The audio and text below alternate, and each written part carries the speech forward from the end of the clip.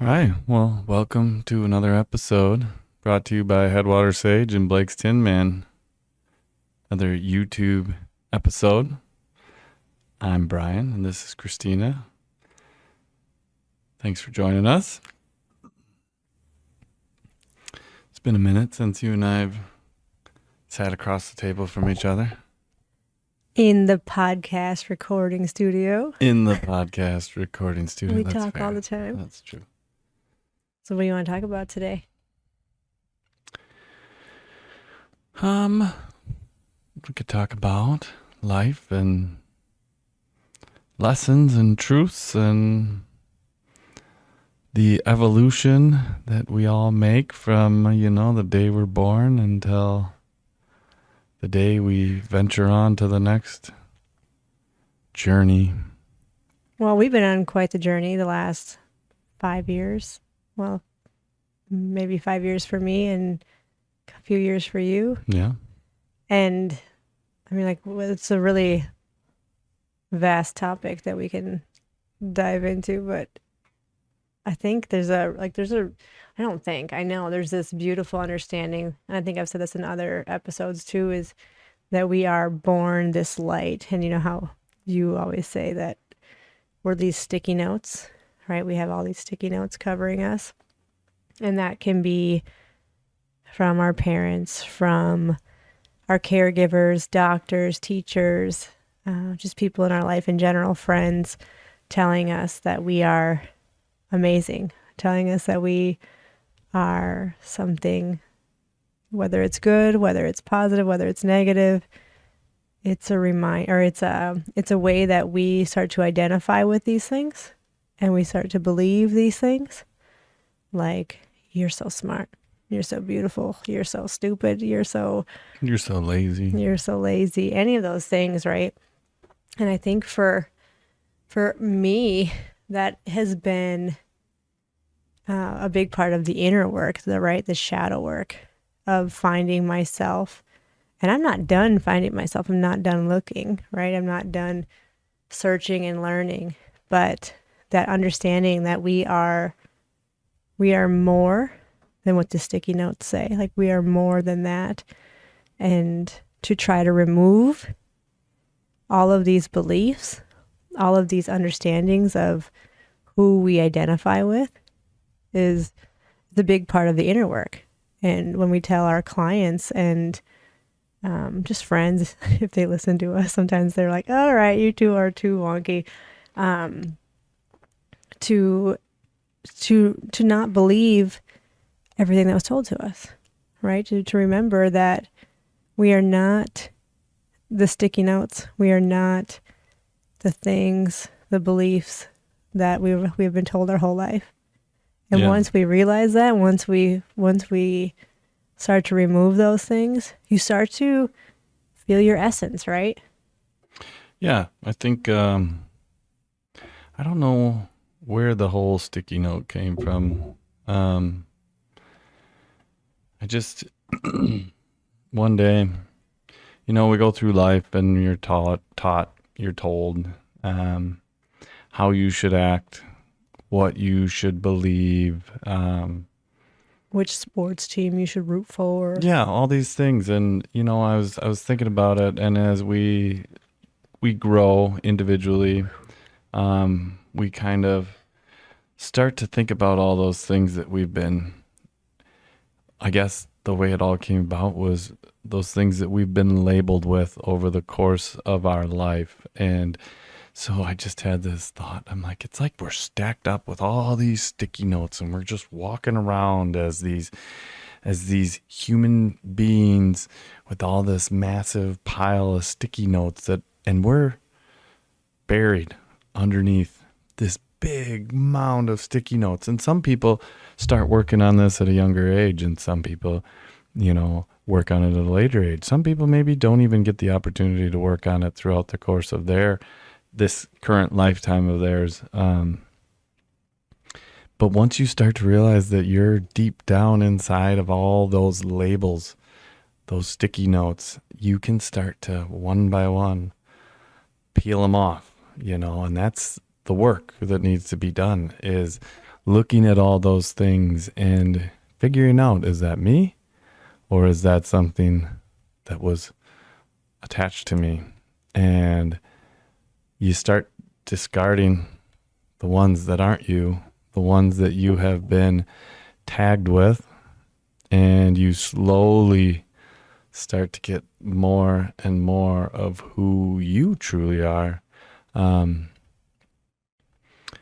yeah, maybe it was a weird download one day that it just kind of came to me that was just an easy way to explain to um, everybody what it means by doing the inner work. Because I think when we started getting into this, you started doing inner work right away and you were explaining it to me and it went right over my head. And Well, you also felt like I was, and it maybe came off of like how I was talking about it. I do feel like it maybe assumed that you were, or maybe you assumed that I was saying that you were broken. Like you need to do work on yourself. You're broken. Right. And so it's kind of like a defense mechanism of like, don't tell me what to do. I'm not going to even listen to you about what I need to do. And I have since tried to correct myself, even when I work with my clients, to not say, you should do this, you should do that. It's like I encourage you to do this, and knowing what is the inner work, right? mm-hmm. That's the question of the day. What is the inner work? Right. And I think inner work can be almost a not misleading, but misguiding way to refer to it. I mean, I guess it seems a little scary when you think of inner work. It's like, oh my gosh, I gotta go deep inside and pull out all these monsters that are inside me that I don't even know exist. And it's intimidating and it's overwhelming if you think of it in that sense. But if you can change your perspective on how you look at it, and you can start thinking about it in a more simple terms of sticky notes. And I think everybody can relate to sticky notes and everybody can envision this massive pile of sticky notes on them. And I'm sure within seconds of that way to reference it, people can be like, yeah, I know that I have some sticky notes on me. Well, and I've said this before, is like you are this light, right? You are already, no matter what you feel, what you're going through, just the emotions that you're going through, the life lessons, etc. You're already this perfect light. You're already here. But you might have some sticky notes that are covering this ball of light, and all of these sticky notes are dimming your light.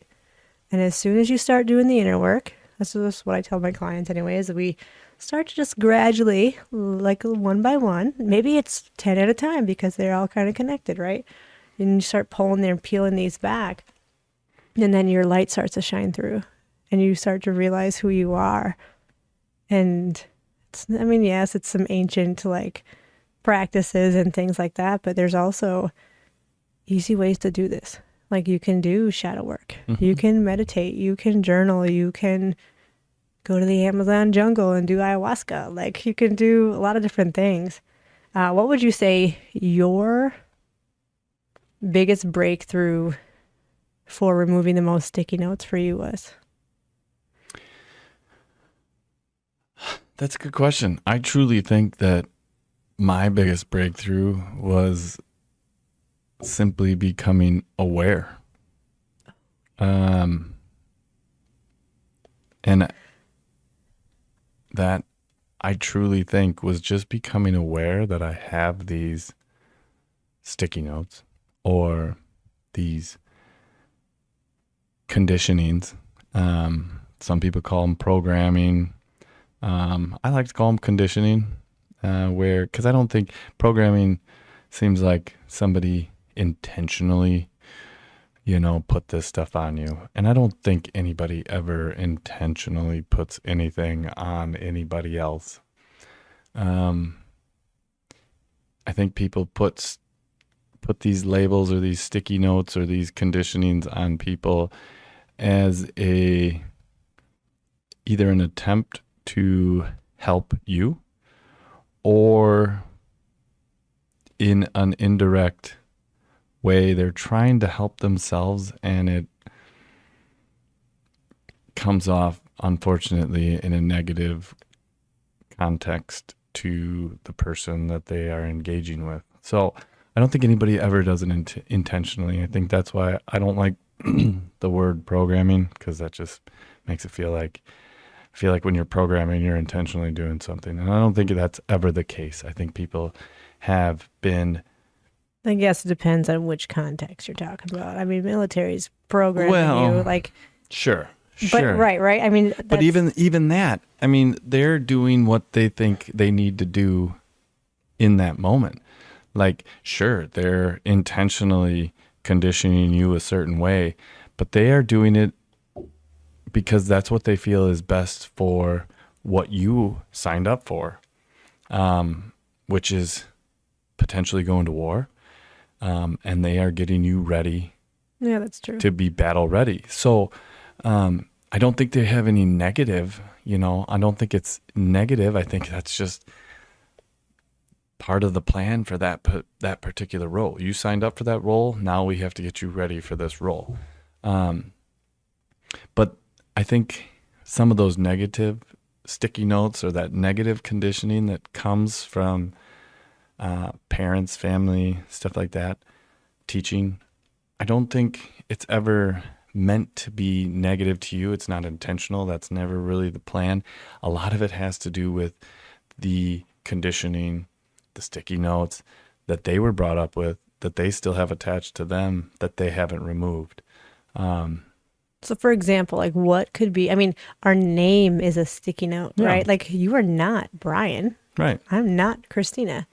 Like, that sounds like it can be a hard thing to understand, but we were not born with a name, right? Like we didn't come into this world. I mean, yes, your parents probably had a name for you, but you are not a name, and you are not a Packer fan, and you are not all of these things. You're not you are a smart man, but it's not like that is not these are all labels, right? And so our goal, I think our goal is, it should be everybody's, right, is to remove these notes. There's a fly, get away. And so for you, it was just being aware. That was your biggest. I truly think that just being aware that there's things that aren't me, and it's being aware of them, which sounds simple, but it's not as simple. It is simple, but it's hard sometimes to wrap your head around right. it. Yeah, it is extremely simple, but also extremely difficult at the same time to be aware. Once you become aware, then it is like a snowball effect. Because okay, well, let's start there then. Or not start there, but let's go there next. It's how can one cultivate awareness? And I mean, for me, it was slow down, be quiet, stop thinking so much. And that's really hard for people to do, is to stop thinking. And I remember 5 years ago when I got sick and my doctor was like, I want you to meditate. And I'm like, no, I tried it. Gatlin told me to meditate a long time ago, and it was cool, and I liked how zen he was, but I couldn't get there myself. At least I didn't think I could. Mm-hmm. And then, I practiced. And I practiced and I practiced, and it wasn't long. It was maybe 3 to 5 minutes at a time. I started doing some tapping, some yoga and meditation. And then finally, I just fell into the awareness. I felt it. I was quiet enough to feel the vast emptiness, if that makes sense, right? And it was, once you feel that awareness, you start to realize I am the observer of my thoughts. Mm-hmm. But who's also, that's a whole nother thing. But I truly believe that cultivating awareness is to be still, is to be quiet, is to just be, and to allow yourself to let the thoughts just go by. Yeah, I think this was probably almost 2 years ago that I heard, and I don't recall where I heard it, but um, we are not our thoughts. And this one hit really hard. It was, we are not our thoughts. And I'm like, it doesn't make sense. I am my thoughts. And it said, if we are our thoughts, then who is listening? And that was like my big whoa. Like, if you think about that for a second, if you are your thoughts, then who is listening to those thoughts? And if you can just sit back and just take a second right now and ponder that, it makes you become more aware of those thoughts that are constantly running through your head.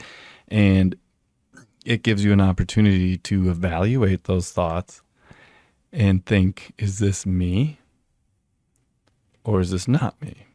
Because you're listening to those thoughts. So it's now you have the opportunity, understanding that those thoughts are going through your head and that you're listening to those thoughts going through your head. You have the opportunity to determine and make the decision and make the choice, whether that's you or whether it's not you. I say this to the boys a lot. Our boys are Our 10 and boys, 12. yes. Because they're at that age where, they're playing sports and they're in that competitive nature, and they tend to every once in a while get down on themselves.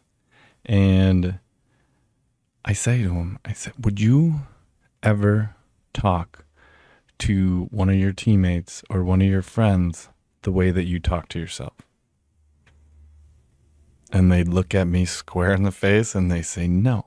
And I say, then stop talking to yourself like that, because you're not helping, And those are those thoughts that creep into your head, and those negative thoughts, and that I'm not good enough, that I'm not strong enough, I'm not smart enough. Because we are what we think. Exactly. Yeah. But that was probably for me one of my big awakenings, was just kind of thinking that and realizing, being able to disassociate from those thoughts in my head. Not saying that those thoughts will always happen. They'll continue but that's part of the human makeup, is that those thoughts are going to happen. It's just a matter of being able to recognize that you're having those thoughts and then be able to make the conscious decision to whether those thoughts are you or whether they're not you. I also think, to step away from that, is another big part for me was being able to feel how external energies or external information affects me, and how and recognizing how it makes me feel, and then being able to make the conscious decision to choose the ones that make me feel good and stay away from the ones that don't make me feel good. And this is not like a woo-woo concept. Like, this is, everybody has intuition. Like, it's a gift that we all have, right? Is to feel energy outside of us. And it can affect us all in different ways. Some people are maybe more in tune with it. Maybe they're more quiet in their head. They're out of their mental body. They can feel their physical and energetic bodies.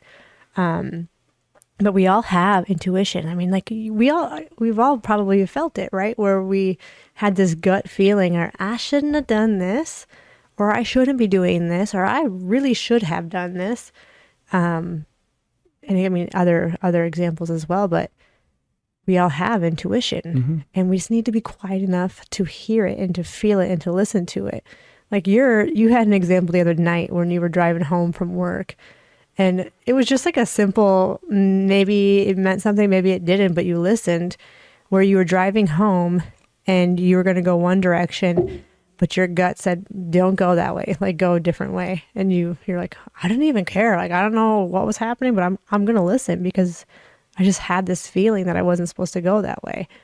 not saying anything happened, but like Yeah, it was just a strong feeling. it was on my way home from work, and I have like two directions. I was actually approaching an intersection where in the summer months I usually take a left, and lately I've just been going straight, and my ear started ringing, and it was this weird, like, intense, like, ear ring. And as soon as my ear started ringing, I'm like, I should turn here.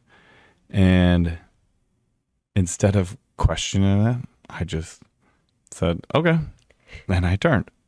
And like I said, I don't know. I got home safely, and that's what matters. So, what could have happened if I went the other direction? Maybe nothing. But just trying to be in tune with some of those intuition things is, I think important. But even less than that, I think, I used to watch a lot of Netflix series.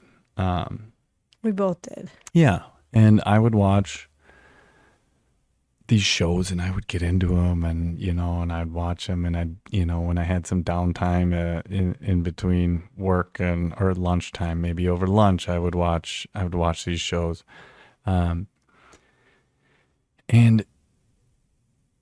some of them were just intense. And after watching them for a while, I started to recognize that they were intense, and they just would, maybe give me a little anxiety or raise my blood pressure a little bit, or make me feel like I should be doing something different because I'm watching these people that have a ton of money and are doing all, and it makes me question what I'm doing. And I just realized that those things weren't serving me. Now, that said, it doesn't mean I don't ever watch Netflix shows. Every once in a while, I do, but I understand that. But you are also very particular in what you watch now. You're not going to go watch, you never liked horror movies, but you're not going to go watch a horror movie or a movie that's like just doesn't serve you at all. You will say, ugh, this is a way to like just doesn't feel in alignment for me, or Right. it doesn't feel good. I'm not going to watch this. There's like Christmas movies and things like that we watch with our kids. But yeah, you might still watch something, but you do pick and choose. I pick and choose, and I can understand when, and even if I do watch something and I'm like, oh, this isn't the best, it doesn't mean that I just don't engage with it like I did before, where it can almost consumes me. Because I feel like that can kind of change I wouldn't say it changes your path, but it just kind of slows your growth when you get yourself in those ruts of watching things that don't serve you. It's just like, I guess, hanging out with people that don't have the same energy that you do. Some people have more of a negative energy, negative thoughts on. It's because I have to do the inner work. Well, yeah, it is. And it's not that what they're doing is wrong. No. They just are still growing. Everybody is growing. Always. And growing. I've said this to the kids too. I'm like, because I sometimes lose my temper on the children and I yell at them. And then later I'm like, wow, I shouldn't have done that. And I go talk to them and I apologize to them. And I say, hey, this is my first time being your this dad. is my first time here. Every day, every minute is our first time where we're at in life. It's my first time being the parent of a 12, 10, and 5-year-old. It's their first time. In this lifetime, maybe, Right. if you believe in that, right? It's their first time being a 12-year-old, and so we have to learn to give everybody grace. And that is one of my favorite words is grace, because Your daughter would love to hear that. Her name is Olivia Grace. So yeah, weird how that worked. That was the kind of the start of everything was right around that time. And but giving people grace is, I think, such a huge thing, and it is such a healing thing, giving people grace, because everybody's learning. Yeah. Everybody's evolving. Everybody's trying their best. And that's why I really don't think that people are truly trying their best. And that looks different on everybody. Trying your best looks different on every single person. And some people, you look at them and you're like, my gosh, they got everything together. Maybe they do. Maybe they put on a good front, you know, and then you can see other people and you're like, man, they look like they're having but everybody's trying their best. They're trying to figure it out. They're trying to navigate this thing called life. We have to give them grace. So when somebody, says or does something to you that impacts you and doesn't make you feel the best, you just have to be understanding that they're doing their best. They're learning. They're trying to navigate this thing called life as well. And you give them grace, and you can kind of disassociate yourself from that feeling. Giving them grace allows you to step away from it and makes it easier to move on and understand that, you know, Well, there's a really good book called The Four Agreements that we both have read, and we recommend anyone to read it because it's just a beautiful understanding of how to interpret things, right? Don't make assumptions. mm-hmm. Don't assume things. And we are very good at, I mean, that was one of them, right?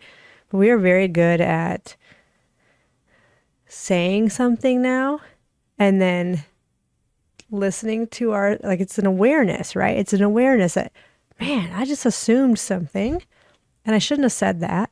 I'm going to take that back. I'm going to take ownership and say, I assumed that this was the case. And we kind of maybe backtrack if I think we're very good at not talking about drama anymore or Mm-hmm. about people. And if we do find ourselves in that place, we both will check ourselves. We might check each other, but we will check ourselves most of the time first and be like, oh, that was an assumption Mm-hmm. or that was a judgment. And who am I to assume?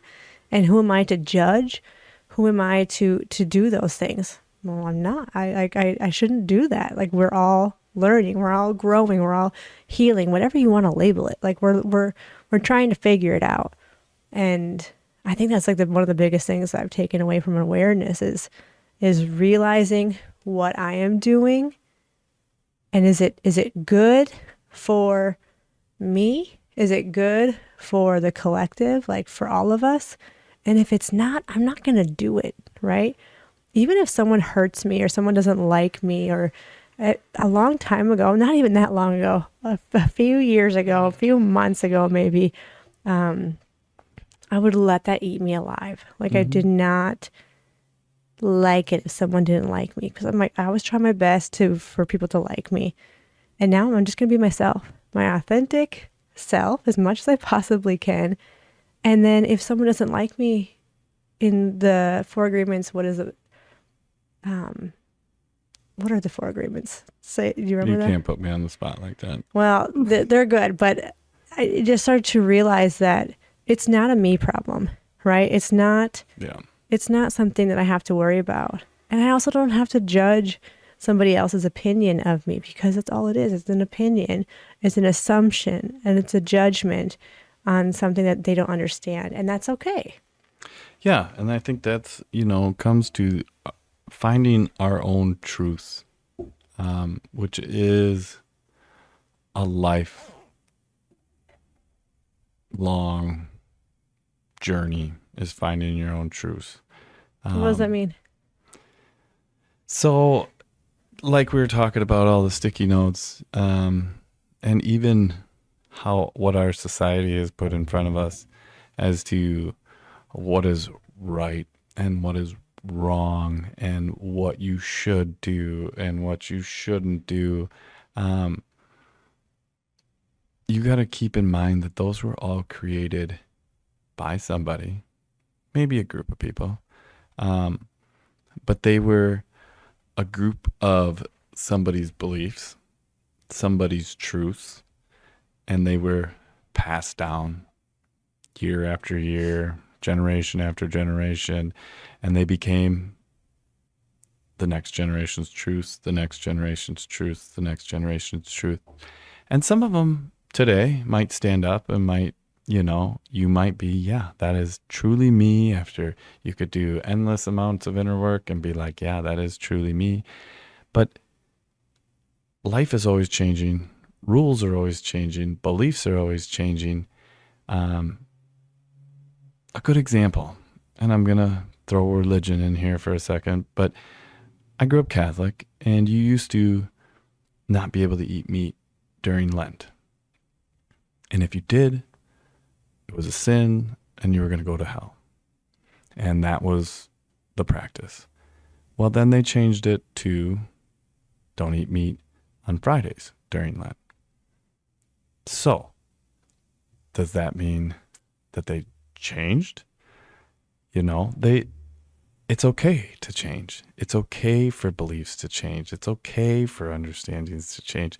Doesn't mean that everything's been wrong forever, but things will change. And so I think finding your own truth is important because, again, if religions can change, then why can't we change and change our truths and change our beliefs? And I don't feel like we're changing anything, right? It's not about changing. It's about uncovering, right? Uncovering the things that maybe we have believed and all the things that we were told and maybe it's subtracting it, right? Like, we just had this like little meeting today and wise man Bill was saying that we should be subtracting things and taking it away to find out who we are, right? Our authentic self, our truth.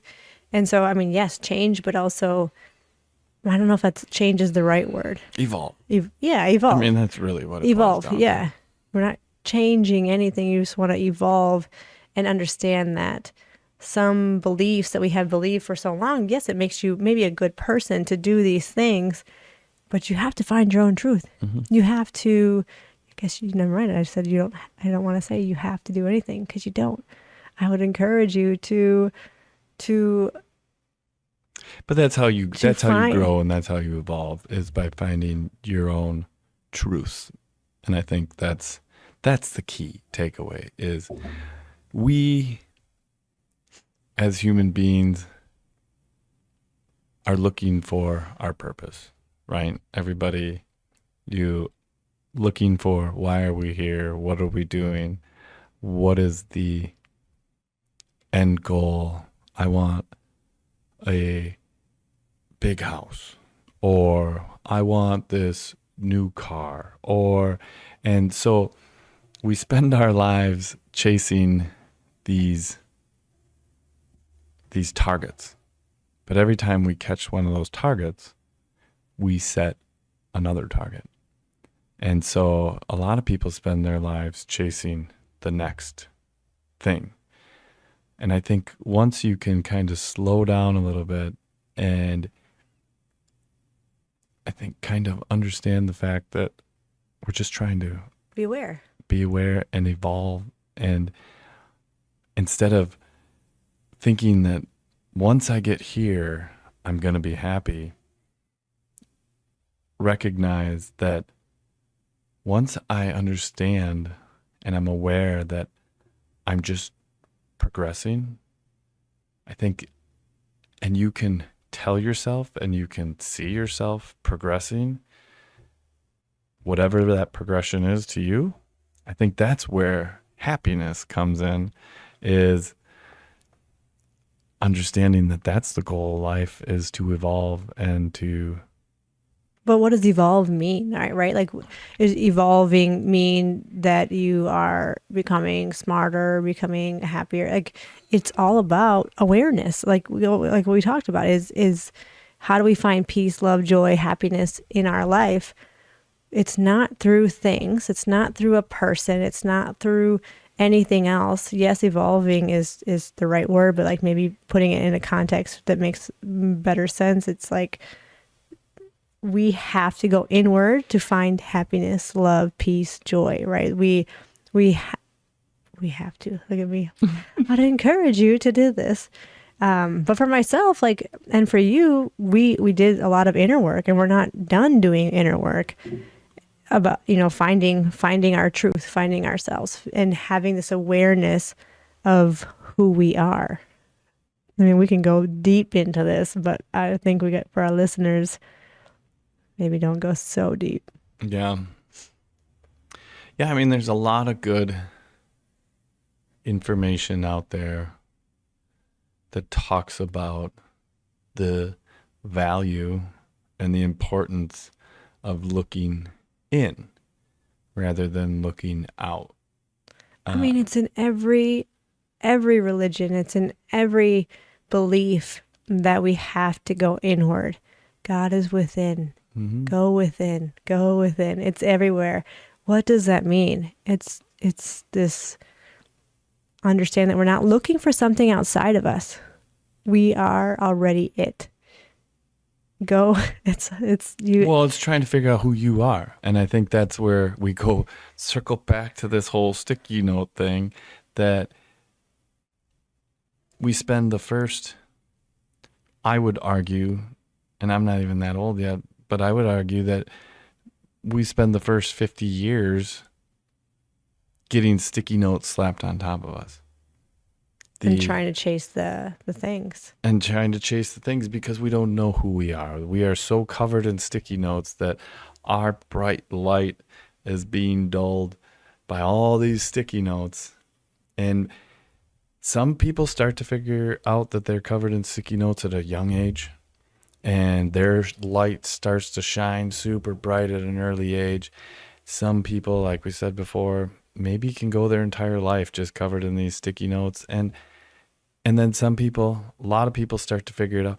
I personally think that these midlife crises, yeah, I agree, are actually people starting to find themselves.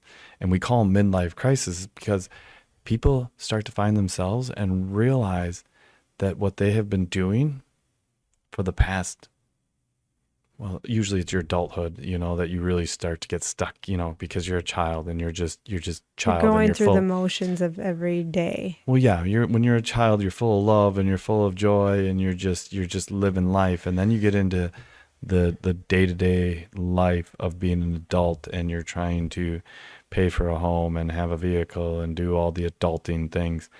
And then you get to an age where you realize that that's not you, and you make a big change. And people call that a midlife crisis. I have zero proof to this, but I think that is when people start to recognize that, holy shit, that's not me. What have I been doing my whole life? I need to change. And they change, and it's not a midlife crisis, it's a midlife awakening. Yeah, I agree. And sometimes that people don't take that very good. The people that are standing outside of you that have been with you for the past however many years of your life look at you and say, you're different, you've changed, you're having a midlife crisis. Well, we have experienced that. I mean, we're not in midlife crisis mode, but we have experienced that with our own journeys, is changing, and people be like, you are not the same, you are different, and different friends, different, all the different things that have happened to us. But I think brings up a good point, is what I'm trying to say, is we are very good at supporting each other on that journey. And so when somebody does not support you, if you are in a marriage, friendship, etc., to allow you to go on your own journey and allow you to find your truth, and that's where the crisis can happen, or you're like, you are not the same. This is not what I signed up for. Our marriage agreement when we did our vows was to love each other forever and ever, and to go through life through sickness and health and all the different things, right? Great. However, allow each other to evolve. Allow each other to find their truth, however that may look for them. But when we are not on the same page, then it can be hard, right? It can be. And it puts a lot of pressure on both sides of the coin. The person that is maybe finding themselves feels like they are hurting the other, and the person that is on the other side feels like you've changed. You're not the same person. You're not who I married. This isn't, yeah. And it makes, it's hard. And that's why it's, I think, important for couples to make sure they're doing the work together and learning and growing and evolving together and making space for their partner to do the things that they love and grow as they need to grow, and be supportive of them, and, you know, let them walk their path. Because at the end of the day, we're partners, right? Like how do you be a good partner? You allow the person to be the very best version of themselves so that you can bring that back to the whole, right? This partnership. Like I would not want to be in a partnership with somebody who didn't do the work, or I shouldn't say that, where someone didn't allow me to grow, or they weren't shining their light as bright as they possibly could, because together you create this dynamite, right? Or you can create this bigger energetic source, this bigger light. And so I do think that allowing your partner, your friend, your daughter, your son, your mother, your father, the space to evolve, to find themselves, to find their truth, let them do it. Like we don't have to follow societal norms. We don't have to be these puppets for life. Like if we're not happy, you get to be the one that changes it. If you're not happy, you get to go and start asking yourself, why? Why am I not happy? What needs to change, right? Mm-hmm. And that's like emotions. I wanted to talk about this too. Emotions are, my teacher says, energy in motion.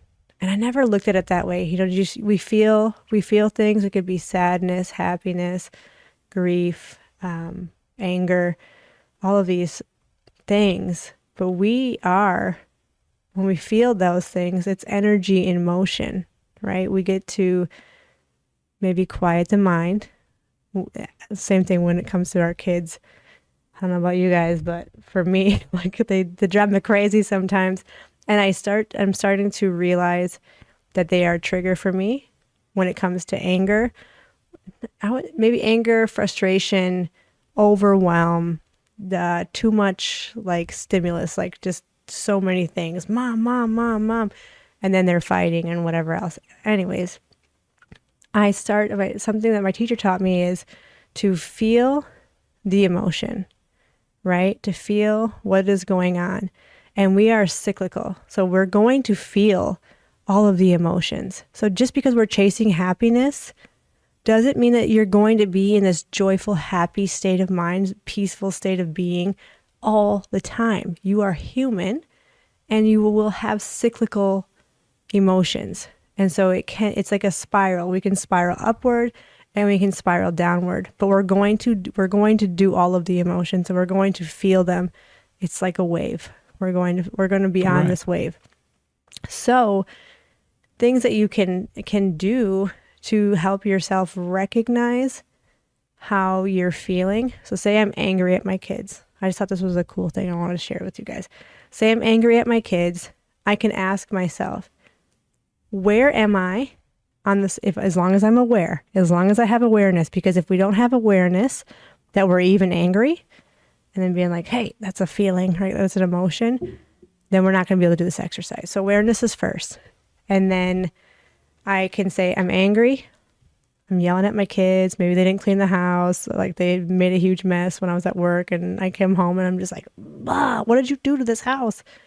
You've never done that. No, I'm really an angel. Like I'm really phenomenal. And so you can ask yourself, where am I on the emotional spiral? Am I spiraling downward with emotions, which is, anger, grief, sadness, depression, etc., is going to be in that downward spiral. And if you are, you tell yourself, you should never solve a problem in the downward spiral. Because if you think about it, your energy's too low. It's not a good vibration, right? If I'm angry, if I try to solve a problem in anger, it's not going to go well. Like, I mean, we've had that discussion in fights, right? Where if I'm angry and I spew it out on you and then you're going to spew it back, like it's not fun, right? It's Right. gross.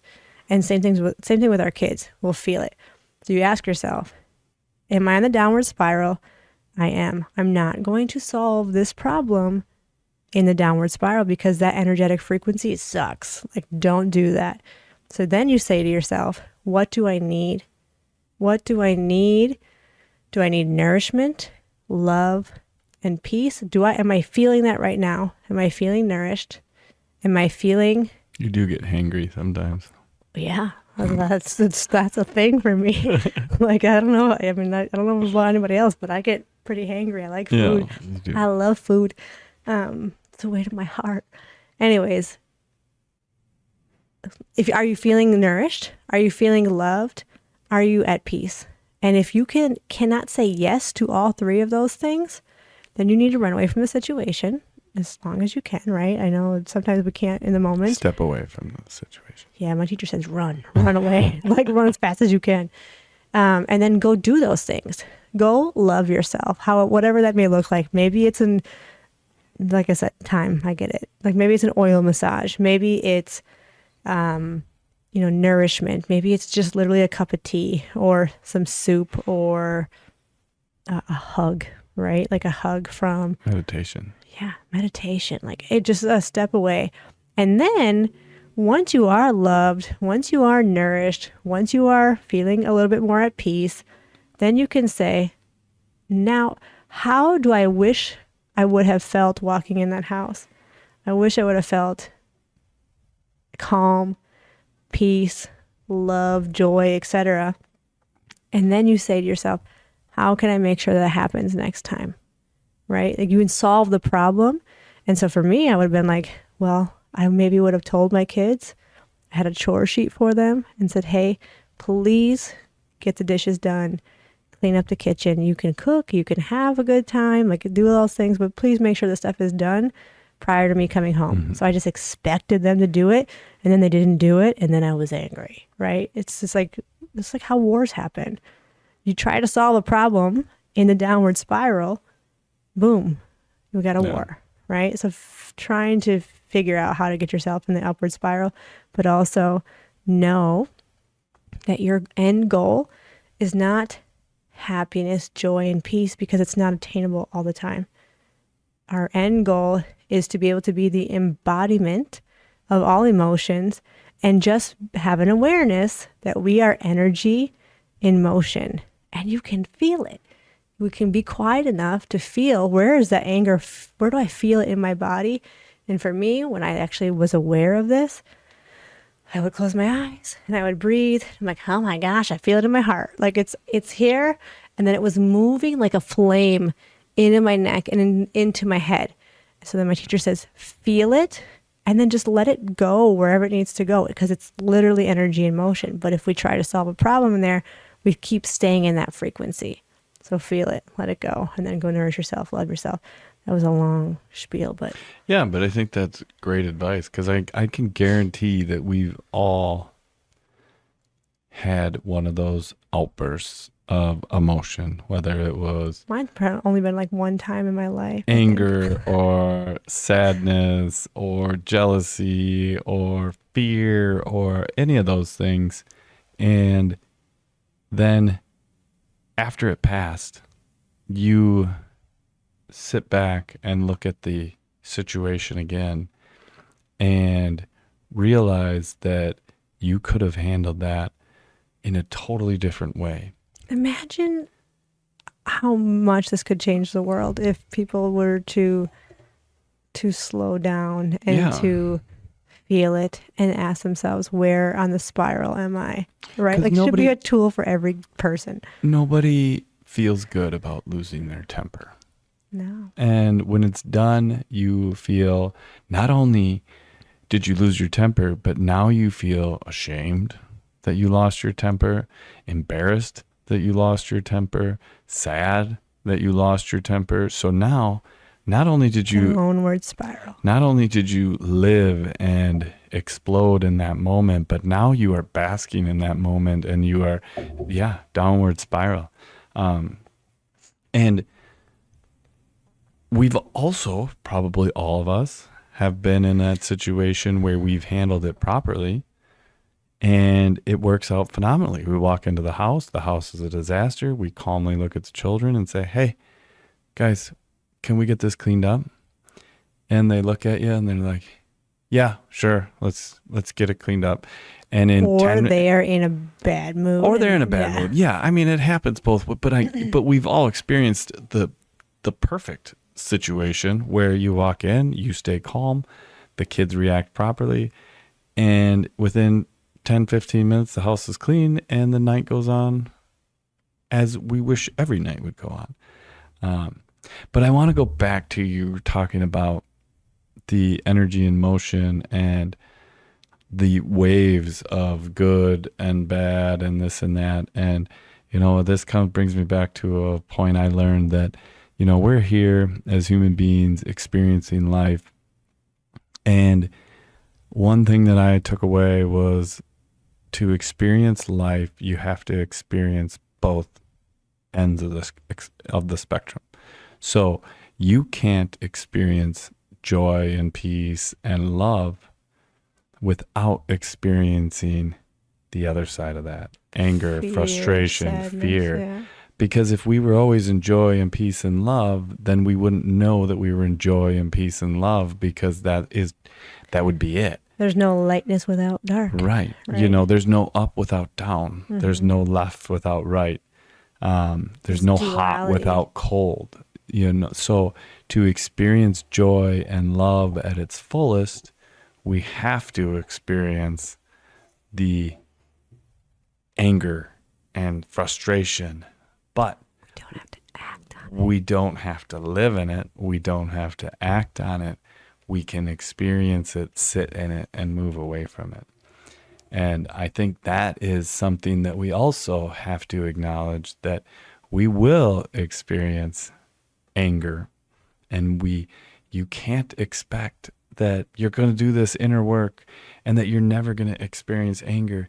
And when you do experience anger, that you're failing and you're not doing what you're supposed to, and you're regressing and you're going, no, you have to experience both. It is learning to be aware of what you don't like so that you can spend more time in what you do like. And it comes back to awareness and being aware of that. And the more you can catch yourself in those negative spots, the faster you can get back to those positive Right. You let the spots. energy move. It's energy in motion, and you don't have to do nothing. Hold on a second. I'm aware that I'm saying this a lot. You, me, we should focus on feeling the emotion. Where are you feeling it? What is it doing to your body, right? What is it doing to your energetic body? How is it moving? You can feel this. If you are quiet enough, you can feel it. So if someone's really angry, or you're really sad, or any of those downward spiral emotions, close your eyes, breathe. Maybe it's a slower inhale, 3-second inhale with a long 6-second exhale, right? You can start to calm your nervous system down, and you can start to feel what that emotion is feeling like. And does that mean that it's going to be gone in 5 seconds? No. If maybe you lost a loved one, right? Someone's really close to you, that emotion might be, you might be feeling that for a while, and that's okay. That's grief. That's one of the 5 basic emotions. Yeah. And that is expected. As a human being, you are expected to experience grief. That's natural. That is part of life. That is the lesson of letting go of something that you cared deeply about and loved. The trick is to stay in grief and not go To to depression. depression. And this goes back to truth and how when children are young and they lose a toy and parents say, get over it, it's just a toy. They don't learn how to process grief properly. And when you don't learn to process grief properly as a child, you don't know how to process grief properly as an adult, and grief turns into depression. Just like anger, same thing as a child, anger turns into rage. Envy is another one of the basic emotions where you're envious. A child might be envious of their older brother because they can open the door to the cupboard to get the snacks, and they're envious of them. But if a child doesn't learn to process envy properly, it turns into jealousy, which jealousy is not a healthy emotion. Envy is, jealousy is not. Fear is a healthy emotion. But there's fear, and then there's terrified, right? Or like panic. oh yeah, It's panic. That's a good yeah. Panic is not a healthy emotion. Just like love is a healthy emotion, but I think they call it like Infatuated. it's like possession. Yeah.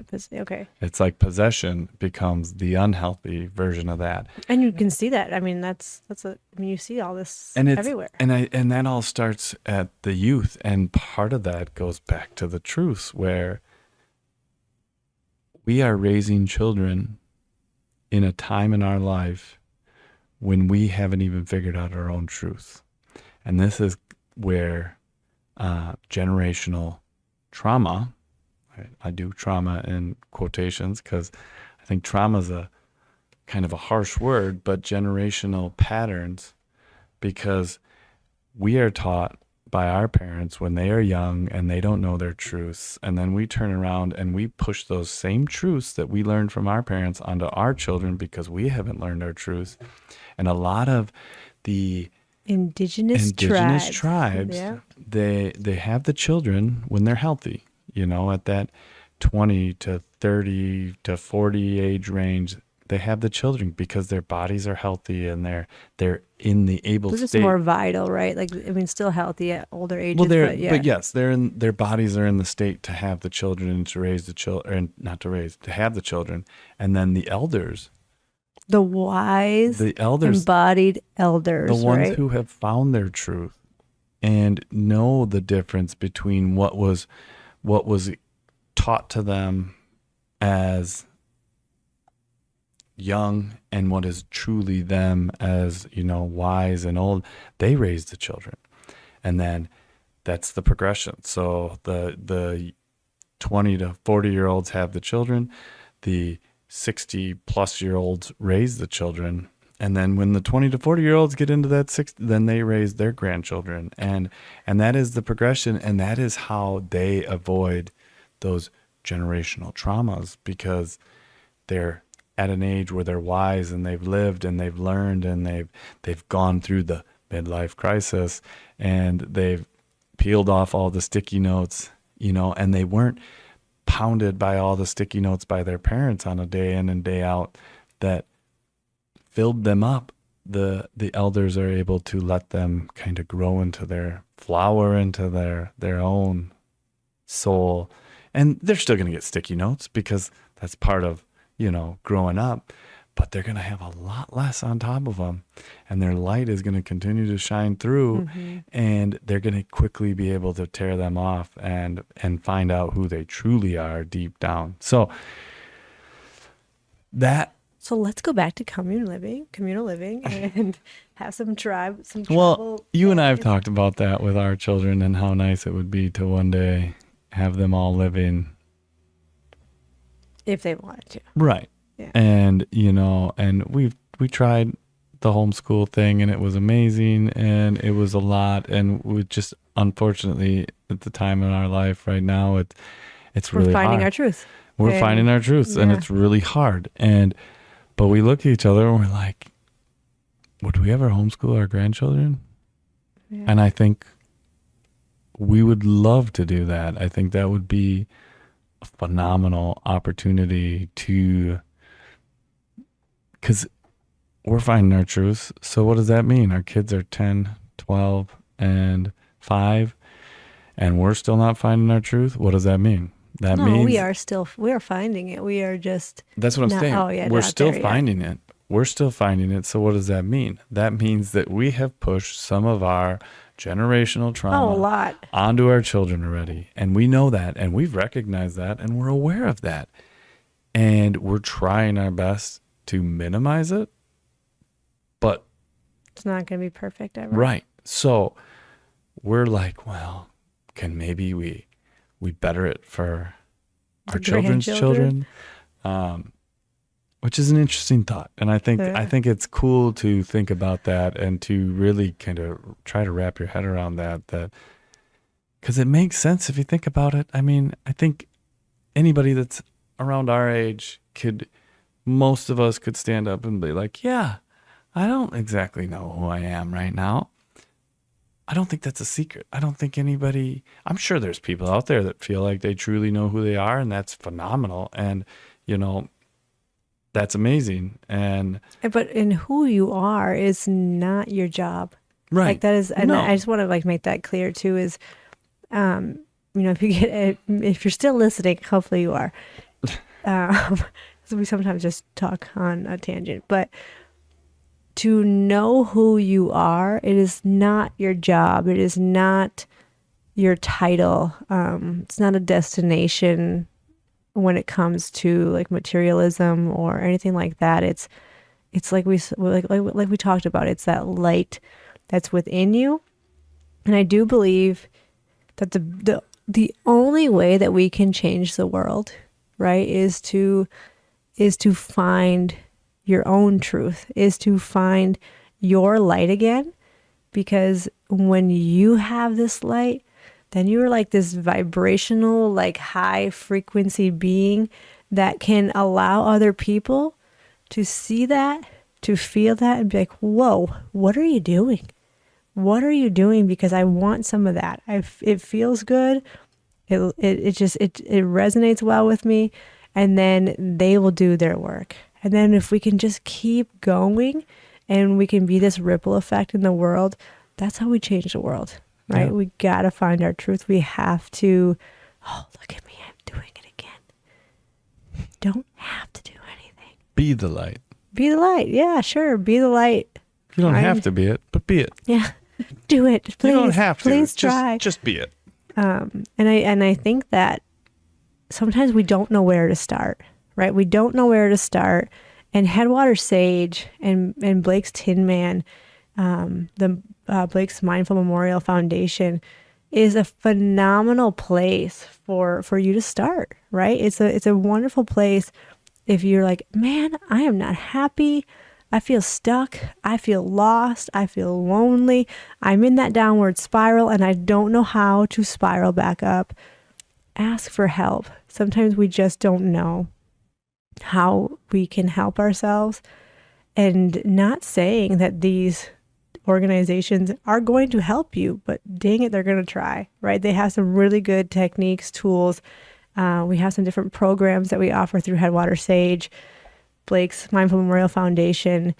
You can apply for a grant and you can go through an interview process, be awarded a grant to work with one of the partners that is a part of the foundation. And there's many partners, amazing people who are coaching and teaching and facilitating from a place of their own truth, of their own light. And most of it's alternative. Some of it is traditional, but the partners that are with the foundation are loving, authentic beings. And it kind of go through a good process to make sure that you are a good partner for that. So if you're lost and you need some help, seek out the Tin Man or send us a message at Headwater Sage, because we would love to help you as well, if it felt right and if you were if you feel called and aligned. Absolutely. I think that's great. And I think we're getting close to wrapping this up, and I think one of the important things to remember is that we are human beings, and the key to that statement right there is the being part. And that is what is important for us to do, is just be present, be mindful, be aware, and that will start the small change. Be the light, you know, and that will start that ripple effect that you said, that can, make the impact around your community, And your oh yeah, go ahead. your friends group, your community, your county, your state, and it's starts any small start will start that ripple effect that will change not only your life, but the lives of the people around you and the lives of the people around them. And I feel like it is, and also like a good reminder is that even though you're doing your work and you're feeling like you're in your truth and you're working on your authenticity, there are going to be people who don't like you, and it's a mirror for them, right? So don't take that to heart either. Like, man, maybe what Brian and Khrystyna were saying is not right, because I'm doing this work and I feel like so and so doesn't like me, or I'm bothering people. That's just a reflection that they maybe need to do some work, right? And try not to take that to heart, or take that to your thoughts of you're not doing a good enough job. Just do the work, find your truth, and be authentic with it, and try to get out of your ego. Yeah, and I think, the best way to close this up is one of my favorite sayings is that people are gonna like you and they're not gonna like you no matter what you do. Mm-hmm. So do what you want to do, and the right people will find you at the end. So be you. Be you. Well, thanks for chatting with me. Thank you. We'll do it again. Hopefully soon.